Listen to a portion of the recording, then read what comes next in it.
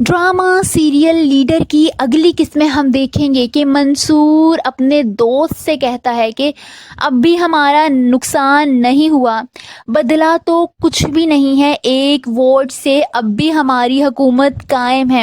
یعنی وہ مکمل طور پر تو یہ الیکشنز نہیں جیتا، مگر کچھ حد تک سیٹیں وہ جیت جاتا ہے کہ وہ ابھی بھی اپوزیشن میں ہوتا ہے اور اپنی حکومت قائم کر سکتا ہے۔ یہ سن کر منصور کا دوست بھی اسے سمجھاتا ہے اور کہتا ہے کہ اب ہمیں بہت دیکھ بھال کر چلنا ہوگا۔ وہی ہم دیکھیں گے کہ منصور کی جماعت کا ایک سینئر رہنما یعنی منسٹر اپنے ایک جماعت کے بندے سے میٹنگ کرتے ہوئے کہتا ہے کہ منصور کو ایک بات کا اندازہ نہیں ہے، جس طرح میں اسے کرسی پر بٹھا سکتا ہوں اسی طرح اتار بھی سکتا ہوں، کیونکہ وہ جانتا ہے کہ منصور باغی ہو جائے گا اور اس کا اپنا ایک مشن ہے۔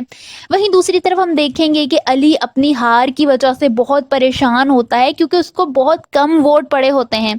رباب علی کے پاس آتی ہے اور اسے پریشان ہوتا ہوا دیکھ کر کہتی ہے کہ اپنے اس 10% کو بھی اپنی کامیابی سمجھو علی، کیا ہوا جو تم آسمان تک نہیں پہنچ سکے مگر تم اس کو زمین پر تو لا سکتے ہو۔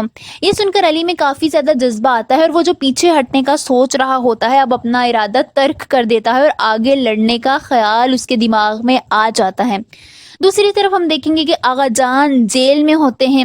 جب رباب ان سے ملنے آتی ہے، آغا جان رباب سے کہتے ہیں کہ میں نے کریم داد سے یعنی دادا سے ہاتھ ملا لیا ہے، وہ منصور کو راستے سے ہٹانے کا کام کر رہا ہے۔ یہ بات سن کر رباب بہت زیادہ پریشان ہو جاتی ہے، مانا کہ وہ منصور کو اپنا دشمن سمجھتی ہے اور اسے بدلہ لینا چاہتی ہے، مگر وہ کبھی بھی نہیں چاہتی کہ منصور کو کوئی جانی نقصان ہو۔ اپنے باپ کی یہ بات سن کر اسے احساس ہو جاتا ہے کہ اس کا باپ اسے محض اس گندی پولیٹکس کے لیے استعمال کر رہا ہے۔ وہ بہت زیادہ پریشان ہو جاتی ہے، اس کے دماغ میں صرف منصور کی جان کی فکر چل رہی ہوتی ہے۔ آپ سب کو کیا لگتا ہے، کیا وہ اپنے باپ اور کریم دادا کے ان سب اندازوں کو ناکام بنا سکتی ہے؟ کامنٹس میں اپنی رائے کا اظہار ضرور کیجیے۔